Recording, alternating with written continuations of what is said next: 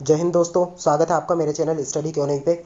आज हम लोग केमिस्ट्री का फोर्थ लेक्चर देखने वाले हैं। आई होप आपने इससे पहले 3 लेक्चर जो आए जिसमें हम लोगों ने पीरियोडिक टेबल के बारे में पढ़ा था, यानी आवर्त सारणी के बारे में पढ़ा था। उसके बाद हम लोगों ने द्रव्य यानी मेटर्स के बारे में पढ़ा था, और उसके बाद हम लोगों ने देखा था कि जो तत्व होते हैं, पदार्थ होते हैं, धातु, उपधातु या फिर यौगिक मिश्रण, ये सब क्या होते हैं, इन सब के बारे में पढ़ा था। और इस लेक्चर में हम लोग पढ़ने वाले हैं परमाणु द्रव्यमान इकाई एवं मोल संकल्पना, ये सब हम लोग पढ़ने वाले हैं। तो शुरू करते हैं। सबसे पहले हम लोग बात करते हैं परमाणु द्रव्य इकाई मोल संकल्पना। तो इसमें सबसे पहला टॉपिक आता है परमाणु द्रव्यमान इकाई यानी एटॉमिक मास यूनिट। और दोस्तों, इससे पहले लेक्चर में मैंने आपको बोला था कि आप लोगों को जो आवर्त सारणी होती है उसके कुछ एलिमेंट्स के मैंने नाम बताए थे, यानी तत्व के मैंने नाम बताए थे कि आपको उनको याद करना है। और दोस्तों, इसमें मैं एग्जाम्पल के थ्रू बताऊंगा, इसलिए आपको उन चीज़ों को याद करना है क्योंकि आगे भी केमिस्ट्री में हमें हेल्प मिलेगी। तो सबसे पहले हम लोग बात करते हैं परमाणु द्रव्यमान इकाई यानी एटॉमिक मास यूनिट। तो कार्बन, जिसका परमाणु द्रव्यमांक 12 होता है, के द्रव्यमान के 1/12 भाग आपका परमाणु द्रव्यमान कहलाता है, यानी परमाणु द्रव्यमान इकाई होती है। और दोस्तों, जो परमाणु द्रव्यमान की इकाई होती है वो होती है AMU यानी एटॉमिक मास यूनिट। तो आपको ये भी याद रखना है, जैसे कि हम लोग अगर बात करें कि कार्बन का जो द्रव्यमान होता है यानी जो मास होता है वो कितना होता है, तो आप बताएंगे 12 AMU। तो ये इसकी इकाई होती है यानी यूनिट होती है। जैसे कि समय की यूनिट क्या होती है, तो आप बताते हैं सेकेंड होती है, या फिर लंबाई की आप बताते हैं मीटर होती है। सेम यहाँ पे एटॉमिक मास की जो यूनिट होती है वो AMU होती है, यानी एटॉमिक मास यूनिट इसको बोला ही जाता है। इसके बाद हम लोग बात करते हैं परमाणु द्रव्यमान क्या होता है। तो जो परमाणु द्रव्यमान होता है, किसी परमाणु का द्रव्यमान कार्बन के परमाणु द्रव्यमान के 1/12 भाग होता है। तो आपको ये मैं बता चुका हूँ, सेम वही डेफिनेशन है। इसके बाद हम लोग बात करते हैं मोल क्या होता है। तो दोस्तों, मोल किसी पदार्थ की वह मात्रा होती है जिसमें उतने ही परमाणु उपस्थित होते हैं जितने कि कार्बन के 12 ग्राम के परमाणु में उपस्थित होते हैं। तो आपको समझ में आ गया होगा कि मोल क्या होता है, यानी मोल संकल्पना क्या होती है। और दोस्तों, या फिर हम कह सकते हैं जो मोल होता है किसी पदार्थ के परमाणु, अणु एवं आयन की एक निश्चित संख्या को व्यक्त करता है। और इस संख्या की अगर हम लोग बात करें तो ये होती है 6.022 इंटू 10⁻23। तो आपको ये संख्या भी याद रखनी है। और दोस्तों, जो ये संख्या होती है इसको एवोगैड्रो संख्या कहा जाता है, यानी एवोगैड्रो नंबर कहा जाता है। और दोस्तों, इसके बाद हम लोग बात करते हैं एवोगैड्रो संख्या क्या होती है। तो किसी तत्व के 1 ग्राम परमाणु या फिर 1 मोल में उपस्थित परमाणु की संख्या को हम लोग एवोगैड्रो संख्या यानी एवोगैड्रो नंबर्स कहते हैं। और जैसे कि मैंने नंबर आपको बताया। और दोस्तों, ये एग्जाम्स में पूछा जा चुका है कि एवोगैड्रो नंबर कितना होता है, तो आपको याद रखना है कि 6.022 इंटू 10⁻23 ये एवोगैड्रो नंबर होता है, और इसको हम लोग एन से डिनोट करते हैं। तो आपको समझ में आ गया होगा। और दोस्तों, इसके बाद हम लोग बात करते हैं परमाणु संरचना की यानी एटॉमिक स्ट्रक्चर की। तो जॉन डाल्टन ने 1803 में, और दोस्तों यहाँ पे आपको ये डेट भी याद करनी है, 1803 में परमाणु सिद्धांत का प्रतिपादन किया था, जिसके अनुसार जो परमाणु होता है वो अविभाज्य होता है, यानी उसको बांटा नहीं जा सकता। और दोस्तों, मैंने पहले लेक्चर में आपको बताया था कि इंडिया में जो सबसे पहले बताया था वो कणाद ने बताया था, जो कि डाल्टन के कई वर्ष पहले बता दिया गया था। और लगभग पूरी 19वीं शताब्दी में यह माना जाता था कि परमाणु अभाज्य होता है। परंतु जैसे जैसे इसके बारे में और खोजें होती गई, हमें नए नए तत्वों के बारे में पता चलता गया। जैसे कि हमें उसमें पता चला कि उसमें इलेक्ट्रॉन, प्रोटॉन, न्यूट्रॉन भी होते हैं, और इन सब के बारे में भी हम लोग डिटेल में पढ़ेंगे, और ये भी जानेंगे कि इनकी खोज किसने की। और जो ये कण होते हैं इनको हम लोग मौलिक कण कहते हैं। तो आपको समझ में आ गया होगा। इसके बाद हम लोग बात करते हैं परमाणु और अणु की, एटम एंड मॉलिक्यूल्स की। तो इसमें सबसे पहले हम लोग बात करते हैं कि परमाणु क्या होते हैं। तो दोस्तों, जो परमाणु होते हैं किसी तत्व का वे छोटा सा छोटा कण होता है। और दोस्तों, यहाँ पे आपको याद रखना है जो परमाणु होता है किसी तत्व का, यहाँ पे सिर्फ मैंने एलिमेंट की बात की है, सिंगल एलिमेंट की, उसका छोटा से छोटा कण होता है जो कि किसी भी रासायनिक अभिक्रिया में भाग ले सकता है, यानी किसी भी केमिकल रिएक्शन में वो भाग ले सकता है, परंतु वह स्वतंत्र अवस्था में नहीं रह सकता। तो आपको यहाँ पे समझ में आ गया होगा कि परमाणु क्या होता है। इसके बाद हम लोग बात करते हैं अणु यानी मोलिक्यूल्स क्या होते हैं। तो दोस्तों, जो मोलिक्यूल होते हैं किसी तत्व या यौगिक का, और दोस्तों यहाँ पे याद रखना है कि आपको ये तत्व या यौगिक का वह छोटा से छोटा कण होता है जो कि स्वतंत्र अवस्था में रह सकता है, और उसे ही हम लोग अणु यानी मॉलिक्यूल कहते हैं। तो आपको यहाँ पे दोनों में डिफरेंस समझ में आ गया होगा। और दोस्तों, अब हम लोग बात करते हैं परमाणु के मौलिक कण यानी फंडामेंटल पार्टिकल्स ऑफ एटम्स। तो जैसा कि मैंने बताया कि आज परमाणु में हम लोग ने कई एलिमेंट्स की खोज कर ली है। तो सबसे पहले हम लोग जो मेन मेन हम लोगों को याद रखने हैं वो 3 होते हैं। एक होता है इलेक्ट्रॉन, प्रोटॉन एवं न्यूट्रॉन। परंतु इनके अलावा भी एग्जाम्स में कई और कणों के बारे में पूछ लिया जाता है, तो हम उन कणों के बारे में भी पढ़ेंगे। परंतु सबसे पहले हम लोग बात करते हैं इलेक्ट्रॉन कि इलेक्ट्रॉन क्या होते हैं। तो सबसे पहले हम लोग बात करते हैं इसकी खोज की। तो इसकी जो खोज की गई थी वो 1897 में की गई थी, और इसके जो खोज का श्रेय जाता है वो जे थॉमसन को जाता है। और दोस्तों आपको ये याद रखना है कि जे थॉमसन को जाता है, क्योंकि एग्जाम्स में अक्सर ये पूछ लिया जाता है कि बताइए कौन से कण की खोज किस साइंटिस्ट ने की थी। तो याद रखना है आपको, जो इलेक्ट्रॉन की खोज की थी वो जे थॉमसन ने की थी, और इन्हें ही आधुनिक भौतिकी का जनक भी कहा जाता है, यानी the father of modern physics जो कहा जाता है वो जे थॉमसन को कहा जाता है। और दोस्तों जो इलेक्ट्रॉन होता है इस पर ऋण आवेश होता है, और इसको हम लोग ई के ऊपर हम लोग एक माइनस का निशान लगते हैं, जो कि एक नेगेटिव का साइन होता है। तो हम लोग इलेक्ट्रॉन को ई और उसके ऊपर नेगेटिव चार्ज से डिनोट करते हैं, जैसे कि आप यहाँ पे देख सकते हैं। और दोस्तों जो इलेक्ट्रॉन होता है वो परमाणु के नाभिक के चारों ओर चक्कर लगाता है, और इसको आप सेम वैसे देख सकते हैं जैसे कि हमारी अर्थ सूरज के चारों ओर चक्कर लगाती है, सेम वैसे ही ये जो इलेक्ट्रॉन होता है नाभिक के चारों ओर चक्कर लगाता है। और दोस्तों जो एक इलेक्ट्रॉन होता है उसमें जो चार्ज पाया जाता है वो 1.6 इंटू 10⁻⁻19 कूलाम। और दोस्तों जो कूलाम होती है वो इलेक्ट्रॉन और प्रोटॉन को हम लोग अगर आवेश की बात करें तो उसमें हम लोग कूलाम का यूज़ करते हैं। यहाँ पे 1.6 इंटू 10⁻⁻19 कूलाम आवेश एक इलेक्ट्रॉन में पाया जाता है, और जो इसका द्रव्यमान होता है वो 9.1 इंटू 10⁻31 kg होता है, क्योंकि ये बहुत सूक्ष्म कण होता है इसलिए इसका जो भार होता है वो नेगेटिव होता है। तो यहाँ पे मैं आपको लिख के भी बता देता हूँ। तो दोस्तों जो इलेक्ट्रॉन का भार होता है वो 9.1 इंटू 10⁻31 होता है, और इसको हम लोग kg में लिखते हैं। तो आपको समझ में आ गया होगा।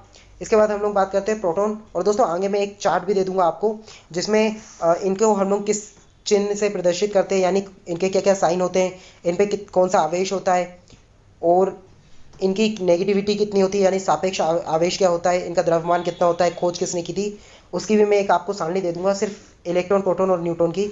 और दोस्तों इसके बाद हम लोग बात करते हैं प्रोटॉन कि प्रोटॉन्स क्या होते हैं। तो जो प्रोटॉन्स होते हैं वो धनायन होते हैं, और इसको हम लोग अगर कभी डिनोट करते हैं या फिर इसको साइन से लिखते हैं तो पी के ऊपर हम लोग एक पॉजिटिव साइन लगा देते हैं, जैसे कि आप यहाँ पे देख सकते हैं। और इसे पी से डिनोट किया जाता है, जो कि परमाणु के नाभिक में पाया जाता है, जैसे कि हम लोगों ने इलेक्ट्रॉन में देखा था।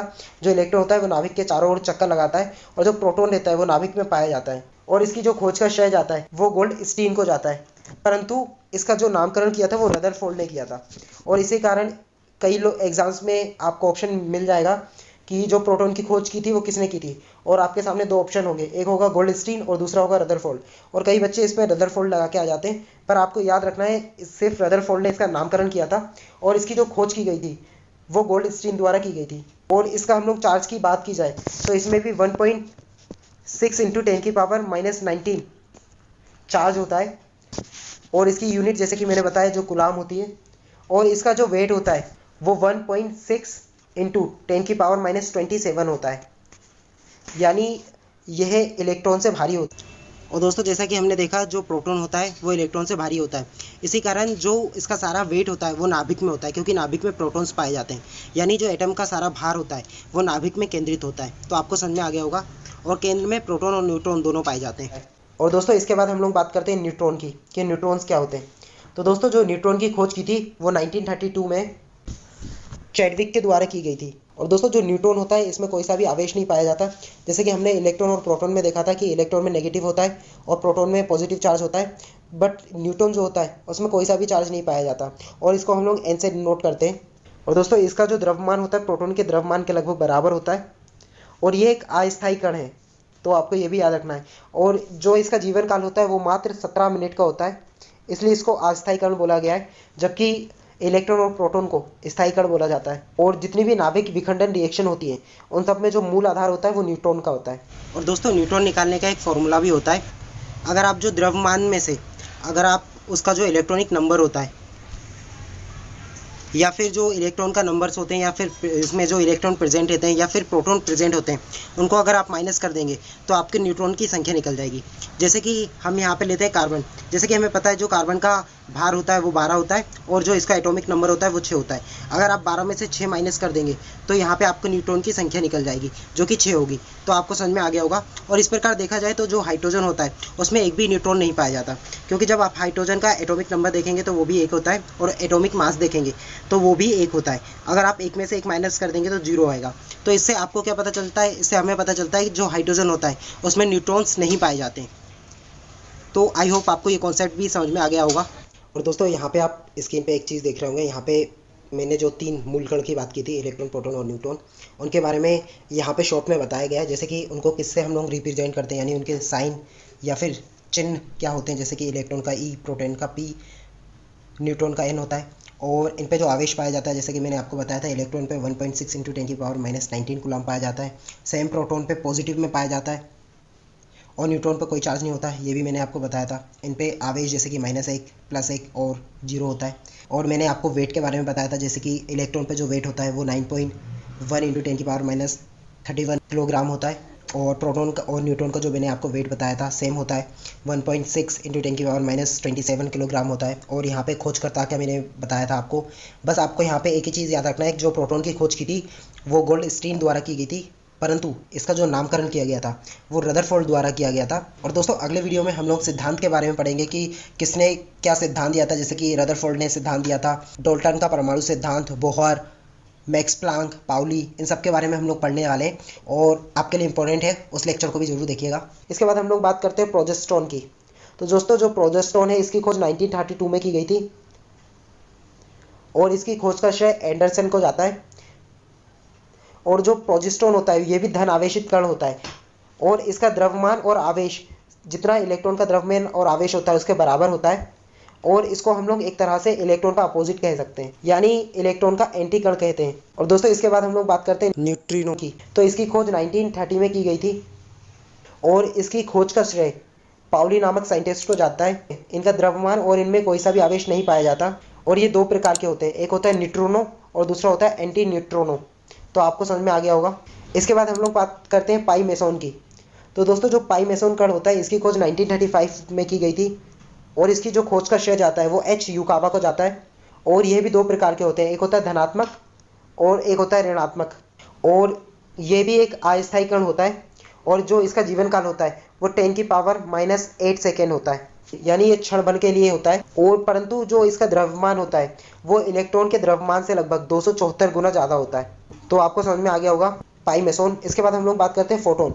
तो दोस्तों जो फोटोन है ये एक ऊर्जा के बंडल होते हैं जो कि प्रकाश की चाल से चलते हैं, यानी ये लाइट की स्पीड से गति करते हैं। और जितने भी आप लोगों ने चुंबक किरणें देखी होगी यानी मैग्नेटिक रेस देखी होगी जो कि सूर्य के प्रकाश में भी आती है, उन सब में ये कण उपस्थित होते हैं, यानी उन सब का निर्माण इन्हीं मूल कणों से हुआ है। लेकिन अगर ये विराम अवस्था में होते हैं तो इनका जो मास होता है यानी द्रव्यमान होता है वो शून्य होता है। तो आपको यहाँ पे जितने भी हम लोगों ने टॉपिक देखे थे, इलेक्ट्रॉन, प्रोटॉन, प्रोजेस्ट्रॉन, न्यूट्रॉन, पाई मेसोन, फोटोन, ये आपको समझ में आ गया होगा। और दोस्तों इसके बाद हम लोग बात करते हैं नाभिक। तो जैसा कि दोस्तों मैंने आपको बताया, जो परमाणु के केंद्र में एक केंद्रक पाया जाता है यानी नाभिक पाया जाता है जिसको हम लोग न्यूक्लियस कहते हैं। और जो न्यूक्लियस होता है उसमें धनावेश पाया जाता है क्योंकि इसमें प्रोटॉन और न्यूट्रॉन पाए जाते हैं। और जैसा कि आपको पता होगा जो प्रोटॉन होते हैं उन पर पॉजिटिव साइन होता है और लगभग परमाणु का सारा द्रव्यमान इसी नाभिक में केंद्रित होता है। और सबसे इंपॉर्टेंट चीज़ आपको यहाँ पे याद रखनी है कि जो इसकी त्रिज्या होती है यानी जो इसकी रेडियस होती है वो 10⁻⁻12 सेंटीमीटर होती है। लेकिन अगर हम लोग पूरे परमाणु की बात करें यानी पूरी एटम की बात करें तो उसकी जो त्रिज्या होती है वो 10⁻⁻8 होती है, यानी 10⁻⁻8 सेंटीमीटर होती है। तो आपको ये दोनों चीज़ें याद रखना है। और दोस्तों इसके बाद हम लोग बात करते हैं नाभिक बल यानी न्यूक्लियर फोर्स क्या होता है। तो दोस्तों जो नाभिक बल होता है वो ऐसा बल होता है जिसके कारण जो नाभिक में उपस्थित प्रोटॉन एवं न्यूट्रॉन जुड़े रहते हैं और उसके द्वारा जो इलेक्ट्रॉन उसके चारों ओर घूमता है वो बंधा रहता है। और जैसा कि आपको पता है कि जब दो या दो से ज़्यादा पॉजिटिव चार्ज एक दूसरे के पास आते हैं तो वो एक दूसरे को रिफ्लेक्ट करते हैं, बट नाभिक बल के कारण जो न्यूक्लियस में जितने भी प्रोटीन पाए जाते हैं वो एक दूसरे को रिफ्लेक्ट नहीं कर पाते, इसी को नाभिक बल कहा जाता है। तो आपको समझ में आ गया होगा नाभिक बल। और दोस्तों इसके बाद हम लोग कुछ टॉपिक्स की बात करते हैं जो आपके लिए इंपॉर्टेंट है। उसमें हम लोग सबसे पहले बात करते हैं नाभिक स्थायित्व क्या होते हैं यानी न्यूक्लियर स्टेबिलिटी क्या होती है। जो नाभिक स्थायित्व होता है ये न्यूट्रॉन एवं प्रोटॉन की संख्या के अनुपात पर निर्भर करता है। न्यूक्लियस में N/P = 1 होता है वो बहुत स्थायी होते हैं, परंतु जिन नाभिक में N/P का जो रेशो होता है 1.5 से ज़्यादा होते हैं वो अस्थायी होते हैं। और ऐसे तत्व रेडियो एक्टिव किरणें छोड़ते हैं यानी रेडियो एक्टिव होते हैं। और पेरियोडिक टेबल है उसमें जितने भी 83 से ऊपर के जो एलिमेंट्स होते हैं वो सारे रेडियो एक्टिव होते हैं, यानी उनमें जो N और P का जो रेशो होता है या फिर अनुपात होता है वो 1.5 से अधिक होता है। तो आपको समझ में आ गया होगा कि नाभिक स्थायित्व क्या होता है। और इसके बाद हम लोग बात करते हैं परमाणु संख्या यानी एटॉमिक नंबर। तो दोस्तों किसी परमाणु के नाभिक में उपस्थित प्रोटॉनों की संख्या को परमाणु संख्या कहते हैं। और दोस्तों इसी के साथ मैं आपको बता दूं, जो प्रोटॉन की जो जितनी भी संख्या होती है वो ही इलेक्ट्रॉन की संख्या होती है, यानी प्रोटॉन की संख्या बराबर होती है इलेक्ट्रॉन की संख्या के। तो एक तरीके से अगर आपके पेपर में कभी डेफिनेशन आ जाए कि बताइए कि परमाणु संख्या को हम लोग किससे ज्ञात कर सकते हैं, और वहाँ पे आपको ऑप्शन में प्रोटॉन, इलेक्ट्रॉन और न्यूट्रॉन मिल जाए, तो आपको सबसे पहले प्रोटॉन लगाना है। यदि उसमें प्रोटॉन ना मिले आपको ऑप्शन में और इलेक्ट्रॉन हो तो आपको इलेक्ट्रॉन लगाना है। तो आपको समझ में आ गया होगा। और दोस्तों किसी भी तत्व में परमाणु एक समान होते हैं, इसलिए उनकी परमाणु संख्या भी एक जैसी होगी। तो आपको यहाँ पे परमाणु संख्या समझ में आ गया होगा। इसके बाद हम लोग बात करते हैं द्रव्यमान संख्या। तो परमाणु में उपस्थित प्रोटॉन एवं न्यूट्रॉन की सम्मिलित संख्या, यानी proton plus neutron equal to आपका मास नंबर कहलाता है, यानी द्रव्यमान संख्या कहलाती है। तो आपको समझ में आ गया होगा कि द्रव्यमान संख्या क्या होती है। इसके बाद हम लोग कुछ टॉपिक जो आपको पता होना चाहिए, जैसे कि समस्थानिक क्या होते हैं। तो दोस्तों समस्थानिक ऐसे तत्व होते हैं जिनमें जो परमाणु क्रमांक होता है यानी एटॉमिक नंबर होता है वो सेम होता है, बट उनमें जो परमाणु भार होता है यानी उनका जो मास होता है वो डिफरेंट होता है। तो उसको हम लोग समस्थानिक कहते हैं, यानी आइसोटॉप्स कहते हैं। जैसे कि जो क्लोरीन होता है उसका जो परमाणु क्रमांक होता है वो 17 होता है, बट उसका जो वेट होता है वो 35.5 होता है। बट कई कंडीशन में इसका जो वेट होता है वो 36 भी होता है, बट इसके जो एटॉमिक नंबर होता है वो हमेशा 17 रहता है। इसको हम लोग एक और एग्जांपल के थ्रू समझते हैं। दोस्तों जितने भी कार्बन होते हैं उनका जो एटॉमिक नंबर होता है वो हमेशा 6 होता है, बट उनका जो एटॉमिक मास होता है वो 12 होता है। पर कभी कभी ये 13 भी शो करता है, 14 भी शो करता है, लेकिन इनका जो परमाणु क्रमांक होगा यानी एटॉमिक नंबर होगा वो हमेशा 6 होगा। तो आपको समझ में आ गया होगा समस्थानिक क्या होते हैं। इसके बाद हम लोग बात करते हैं समभारिक। जैसा कि हम लोग ने समस्थानिक पढ़ा था कि उसमें जो परमाणु क्रमांक होते हैं वो सेम होते हैं, वैसे ही जो आइसोबार यानी समभारिक होते हैं उनमें जो परमाणु भार होता है वो सेम होते हैं, परंतु परमाणु क्रमांक अलग अलग होते हैं।